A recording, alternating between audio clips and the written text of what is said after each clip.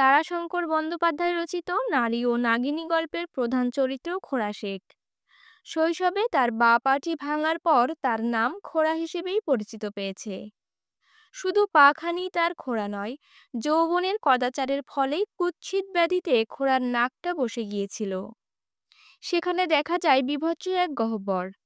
তাছাড়া তার মুখে একাধিক বসন্তের দাগ। খোড়া সাপের ওঝা এবং সাপ নিয়ে খেলা দেখানো তার পেশা ও নেশা। সাপ খেলা দেখানোর সময় তার আফিমের নেশাও বেড়ে যায়। কখনো কখনো মদও চলে। মদ খেয়ে বাড়িতে এসে সেই স্ত্রীর পা ধরে কান্নাকাটি করে। তার স্ত্রীকে কিছু দিতে না পারার জন্য অনুতপ্ত হয়। যখন তার সাপের খেলা না থাকে এবং মজুরি না থাকে তখন সে ভিক্ষা করে। তার স্ত্রীর নাম জবেদা। খোড়া একবার মাঠ থেকে উদয়নাক একটি সাপ ধরে আনে এবং সেই সাপকে বড় করে নিকা করে। সেই উদয়নাগের কামড়ে খোড়ার স্ত্রী জবেদার মৃত্যু হয়। তারপর খোড়া শেখ ফকিরি বেশ গ্রহণ করে রাস্তায় বেরিয়ে পড়ে।